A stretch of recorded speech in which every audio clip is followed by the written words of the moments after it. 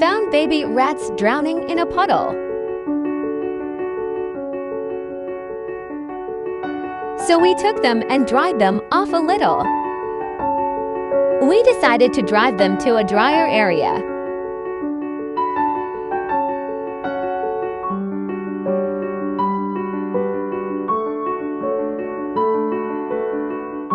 After a little time relaxing, we let them go and eventually they ran off together.